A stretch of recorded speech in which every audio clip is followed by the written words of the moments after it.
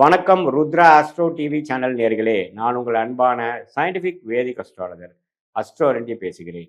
நல்லது நினைப்போம், நல்லதே நடக்கும். இந்த வீடியோவில் நம்ம என்ன பார்க்க போறோம்னா, கும்ப லக்னம் கும்பராசிக்காரர்களுக்கு கர்ம பலன் எப்படி செயல்பட போகுது, கிரக அமைப்பு எது மாதிரி சாதகமான அமைப்பாக இருக்கிறது, எது மாதிரி அமைப்பு சாதகமற்ற அமைப்பாக இருக்கிறது, எந்த கிரக அமைப்பு இருந்தால் எந்த மாதிரி ஒரு காம்பினேஷன்ஸ் வந்து நல்ல பலன்களையும், எது மாதிரி காம்பினேஷன் வந்து தீய பலன்களையும் கொடுக்குங்கிறது சயின்டிஃபிக் வேதிக் அஸ்ட்ராலஜி முறையில் எதையும் மிகைப்படுத்தாமல் உள்ளது உள்ளவாறு ஒரு ஒரு கிரகம் இப்படி இருக்கிறப்ப எது மாதிரி கர்மாவை கொடுக்கும் அப்படிங்கிறத பரிகாரங்கள் மூட நம்பிக்கைக்குள்ளாக போகாமல் துல்லியமாக சயின்டிஃபிக் முறையில் நம்ம வந்து இந்திய வேத ஜோதிட அடிப்படையான ஒளித்தத்துவ முறையில் நம்ம இந்த வீடியோவில் நம்ம பார்க்க போகிறோம்.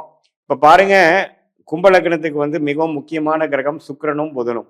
அது ரெண்டு கிரகம் தான் நன்மையை பயக்கக்கூடிய அற்புதமான ஒரு கிரகமாக வருகிறார். சுக்கிரன் பாதிக்கப்படாமல் புதன் பாதிக்கப்படாமல் இருந்துட்டாவே பாதி போராட்டத்தை ஜெயித்து விட்டார்கள் கும்பலகனக்காரர்கள் கும்பராசிக்காரர்கள் தெரிஞ்சுக்கணும்.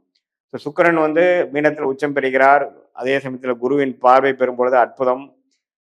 சனியின் பார்வை பெறாமல் ராகுவோட சேராமல் குரு பௌர்ணமி சந்திரனின் பார்வை புதனோட சேர்ந்திருக்கிறது அருமையான கர்ம பலனை கொடுக்கும்.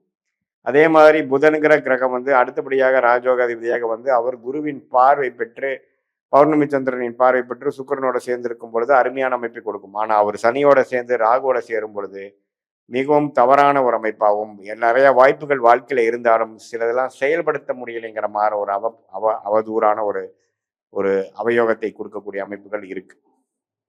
ஸோ அதனால இந்த புதன்கிற கிரகம் எப்படி இருக்குது உங்க ஜாதகத்துல நம்ம முக்கியமா பார்க்கணும்.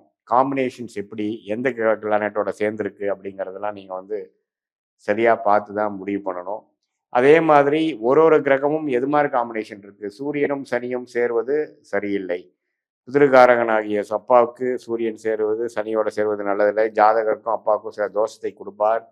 சனி உங்களோட ஜாதகத்தில் ராசி அதிபதியாக வரனால உங்களுடைய உங்களோட உடல் சம்மந்தப்பட்ட விஷயத்தை பாதிப்பு கொடுக்கக்கூடிய அமைப்புகள்லாம் இருக்குது. ஸோ உங்களுடைய ஜாதகத்தில் ஒரு ஒரு கிரகம் எது மாதிரி காம்பினேஷன்ஸ் கிரக அமைப்பில் இருக்கிறாங்க. அந்த 9 கிரகம் 27 நட்சத்திரத்தில் 12 கட்டத்தில் எப்படி படர்ந்து இருக்கிறார்கள், எந்த டிகிரி அடிப்படையில் இருக்கிறாங்க, எது மாதிரி டிஃபரன்ஸில் இருக்காங்கிறதெல்லாம் பார்த்து அதுக்கு தகுந்த மாதிரி முடிவுகளை நீங்கள் எடுப்பீனால் கண்டிப்பாக வாழ்க்கையில் வந்து உங்களுடைய விஷயங்கள் என்ன, உங்களோட கர்மா என்னங்கிறது தெரிந்து அதுக்கு பிரகாரம் செயல்படலாம். அதே மாதிரி கும்ப லக்னம் கும்பராசிக்கு ஆகாத கிரகம் என்று சொல்லப்படுகிறது சந்திரன். அவர் 6ஆம் வீடு கடன் நோய் வம்பு வழக்கி கொடுக்கக்கூடிய கிரகமாக வருகிறார். அவர் வந்து இருள் சந்திரனாக இருந்து தனஸ்தி ஒரு இக்கட்டான ஒரு சூழ்நிலை இடமாகிய தனம் 8ஆம் வீடு அதிலெல்லாம் இருந்துன்னா பயங்கரமாக பிரச்சனைகளும் வம்பு வழக்குகளும் தன விஷயத்தில் காசு விஷயத்தில் சில கொடுக்கல் வாங்கல் விஷயத்தில் பிரச்சனைகளும் கொடுக்கக்கூடிய அமைப்புகள் இருக்குது. அம்மாவுக்கு சில தோஷத்தை கொடுப்பார். அதே மாதிரி சந்திரன் வந்து ஓரளவுக்கு வலுப்பெருதிய சந்திரனாக குரு பார்வை பெற்று பௌர்ணமி சந்திரனாக இருக்கும் பொழுது அப்படியே வந்து விஷயங்கள் மாறி ஓரளவுக்கு நல்லா வரக்கூடிய அமைப்புகள், நல்ல என்னதான் பிரச்சனைகள் இருந்தாலும் அது மூலமாக மீண்டு வரக்கூடிய அமைப்புகள், நம்ம பாதிப்பு இல்லாமல் அடுத்தவங்க பணத்து மூலமாக சில கடன் மூலமாக வாழ்க்கையில ஜெயிக்கிறது, அது மாதிரி விஷயங்கள்லாம் மாற்றி கொடுத்துருவார். ஸோ எல்லாமே ஃபைனல் டிசிஷன் என்னன்னா அந்த கிரக அமைப்புகள் எப்படி இருக்கு, எந்த மாதிரி ஸ்தான பலம் திக்பலம் இருக்குங்கிறத பொறுத்து தான் உங்களுக்கு யோகங்கள் எப்படி இருக்க போகுது, அவயோகங்கள் எப்படி இருக்க போகுதுங்கிறது முடிவாகிறது. அதே மாதிரி நியூட்ரலான பிளானட் ஆகிய குரு, செவ்வாய்,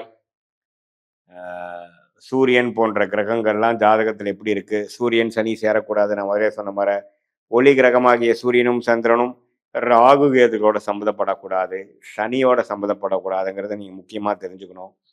செவ்வாய் புதனோட சேரக்கூடாது. இது மாதிரி காம்பினேஷன்ஸ்லாம் வந்து நீங்கள் ஜாதகத்தில் எப்படி இருக்குது, அது எந்த ஆதிபத்தியத்தை அஃபெக்ட் ஆகுங்கிறதெல்லாம் நம்ம வந்து கண்டிப்பாக பார்த்து அதுக்கு தகுந்த மாதிரி நம்மளுடைய வாழ்க்கை திட்டங்கள், வாழ்க்கையில் இருக்கக்கூடிய சாய்ஸஸ், டைம்லைன்ஸ் எல்லாம் சயின்டிஃபிக் வேதிக் அஸ்ட்ராலஜி முறையில் எதையும் மிகைப்படுத்தாமல் உள்ளது உள்ளவாறு நம்மளால் பார்த்து நம்ம பிறந்த தேதி, பிறந்த நேரம், பிறந்து உரை வைத்து உங்கள் ஜாதகத்தை போட்டு அதில் வரக்கூடிய தசாபக்திகள் என்ன, உங்களுடைய கும்பலக்னம் கும்பராசிக்கு தகுந்த அமைப்புகள் எப்படி இருக்குது, அதெல்லாம் பார்த்து ஒரு ஒரு கிரகமும் இருக்கக்கூடிய தன்மை, அந்த 9 கிரகம் 12 கடத்தில் எப்படி படர்ந்திருக்கிறார்கள், எந்த டிகிரியில் சேர்ந்திருக்கிறார்கள், யார் யாரை பார்க்குறாங்கிற பொறுத்து நம்ம கர்ம வினைகள் எப்படி இருக்குது, நம்மளுடைய பாவக அமைப்புகள் எப்படி இருக்குது, வெளிநாடு விஷயங்கள் எப்படி இருக்குது, உள்நாட்டு விஷயங்கள் எப்படி இருக்குது, அரசு உத்தியோகங்கள் எப்படி இருக்குதுங்கிற மாதிரி ஒரு விஷயமும் நம்ம தெரிந்து கொண்டு வாழ்க்கையில் அடுத்தடுத்து வரக்கூடிய ஸ்டேஜஸை நம்ம கரெக்டான முறையில் கடந்து எந்த ஒரு வாய்ப்பையும் இழக்காமல் தேவையற்ற டைரக்ஷனில் போய் தேவையற்ற பொருள் விரயங்கள் சமய விரயங்கள் அதெல்லாம் செய்யாமல் நமக்கு என்ன மாதிரி அமைப்புகள் பிராப்தமாக இருக்கிறதோ அந்த துறையில் போய் போராடி அதுக்கு தகுந்த மாதிரி சில நுணுக்கமான சில விஷயங்களை செய்து வாழ்க்கையில் நம்மளுடைய பொட்டென்ஷியல் என்னவோ அதுக்கு தகுந்த மாதிரி முடிவுகளை எடுத்து அதுக்கு தகுந்த மாதிரி வாழ்க்கை திட்டங்களை செய்து நம்ம தக்க நேரத்தில், அதாவது சில நேரத்தில் அதிகமாக நம்ம ரிஸ்க் எடுக்க வேண்டியது வரும். சில நேரத்தில் அதெல்லாம் பண்ணுறது அவ்வளோ சரி வராது. எந்த நேரத்தில் எப்படி பண்ணலாங்கிறத உங்களுடைய சார்ட், உங்களுடைய ஜாதகம் சயின்டிஃபிக் வேதிக் அஸ்ட்ராலஜி முறையில் எப்படி சொல்லுது, அது வந்து எப்படி ஒரு ட்ராவல் பண்ணுற ஒரு கூகுள் மேப் வந்து எல்லாத்தையுமே கொஞ்சம் பிளானிங்க்கு யூஸ் ஆகுதோ அதே மாதிரி நம்மளுடைய சயின்டிஃபிக் வேதிக் அஸ்ட்ராலஜி எதையும் மிகைப்படுத்தாமல், பரிகாரங்கள் அது மாதிரி விஷயத்துக்கெல்லாம் போகாமல் உள்ளது உள்ளவாறு அருமையாக நம்ம தெரிந்து கொண்டு அது பிரகாரம் உங்களுடைய வேலை, கல்யாணம், குழந்தை, உடல்நலம், பொருளாதார முடிவுகள், சொத்து வாங்குதல், தாயார், பெற்றோர்கள் எல்லா விஷயங்களும் எப்படி இருக்குது, எது மாதிரி விஷயங்கள் நம்ம எடுக்கலாம் அப்படிங்கிறதை எல்லா ஹோலிஸ்டிக்காக நம்ம பார்க்கும் பொழுது அதன் பிரகாரம் நம்மளுடைய past, present, future, short term, long term விஷயங்கள்லாம் எப்படி பேன் அவுட் ஆகுது, நம்ம அது இப்போ எந்த ஸ்டேஜில் நம்ம இருக்கோம் அப்படிங்கிறதெல்லாம் தெரிந்து கொண்டு அதுக்கு தகுந்த மாதிரி வாழ்க்கை முடிவுகளை நம்ம எடுத்து வாழ்க்கையில் படிப்படியாக நம்ம முன்னேற முடியும் என்று சயின்டிஃபிக் வேதிக் அஸ்ட்ராலஜி முறையில் நமக்கு வாழ்க்கையில் நமக்கு உத்வேகமும் கிளாரிட்டியும் பெற முடியும் என்று சொல்ல விரும்புகிறேன். மீண்டும் மற்றொரு காணொலியில் சந்திப்போம். நன்றி, வணக்கம்.